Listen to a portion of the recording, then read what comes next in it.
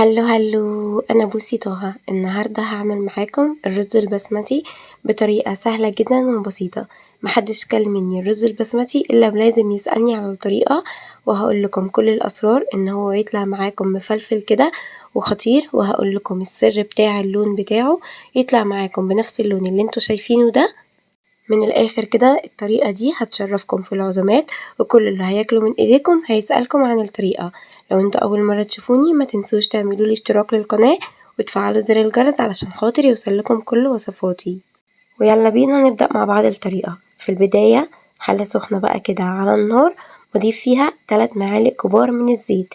الكمية اللي أنا هعملها هنا الكمية دي لكيلو من الرز البسمتي. بنزل عليهم بصلاية متوسطة، بكون بقطعها مكعبات صغيرة خالص زي ما انتوا شايفين كده. والخطوة دي مهمة عشان خاطر البصل ما يبانش معايا في الرز، فبالتالي بقطعه قطع صغيرة كده خالص زي ما انتوا شايفين، عشان انا عايزة اخد بس التست بتاع البصل لكن مش عايزاه يبان معايا في الرز. نزلت عليهم ب5 فصوص من الثوم مهروسين كويس جدا. الثوم هنا انا ضرباه ومنعماه كويس جدا في الكبة، عشان برضو انا عايزة ياخد التست بتاعي لكن مش عايزاه يكون باين معايا في قلب الرز. بسيبهم بقى كده يتشوحوا كويس جدا على النار. انا عايزاه ياخد معايا صدمة خفيفة كده خالص، لكن مش عايزاه يغير معايا لون ولا يحمر اطلاقا، علشان خاطر ما يبوظليش اللون بتاع الرز البسمتي. زي ما قلت لكم انا عايزاه بس يدوب كده الريحة بتاعة البصل تطلع لكن ما يغيرش معايا لون. في الخطوة دي بنزل بقى بالتوابل بتاعتي. التوابل بتكون عبارة عن ربع معلقة صغيرة من التوابل بتاع الرز البسمتي، ودي بتتجاب جاهزة من عند العطار. ربع معلقة صغيرة من مرقة الدجاج الفورية، وكمان ربع معلقة صغيرة من القرفة، وربع معلقة صغيرة من القرصم، وده بيتجاب من عند العطار بتضيفيه على الرز بيكون طعمه حلو جدا. ربع معلقة صغيرة من الثوم البودر، ربع معلقة صغيرة من البصل البودر. لو مش متاحين ممكن نستغنى عنهم، احنا كده كده ضفنا بصل وضفنا ثوم، بس هي بتبهر معايا الرز وبتديني تست حلوة قوي للرز. وضفت رشة خفيفة خالص من اللون بتاع الرز البسمتي، وكمان ليمون مجفف وقرفة خشب وورقتين من ورق اللورة. بقلب بقى كل المكونات دي مع بعض كويس زي ما انتوا شايفين، بيكون على نار متوسطة.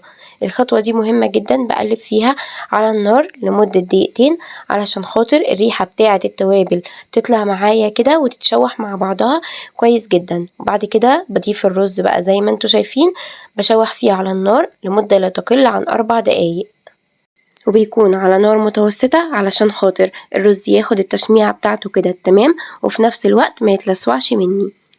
انا عايزاه يتشوح كده مع البهارات والريحة بتاعته كمان تطلع. الخطوة دي بتفرق معايا جدا في عملية التسوية، والتست بتاعه بيكون مميز وحلو جدا. كل ما تشوحي في الرز كمية اطول بيطلع معاكي الطعم بيكون احلى وبيكون طعمه مميز جدا. بعد بقى 4 دقايق من التشويح بيكون معايا الرز بالشكل اللي انتوا شايفينه ده، بيكون فيه حبات بيضة كده من التشويح. انا عايزاه يوصل للخطوة دي زي ما انتوا شايفين. الرز انا بغسله في ساعتها على طول، بعد كده بحطه في مصفى لمدة ربع ساعة يصفي المية اللي فيه كلها عشان يتشوح معايا بكل سهولة. هنا بقى انا بسقي الرز البسمتي باي شوربة لحمة او شوربة فراخ.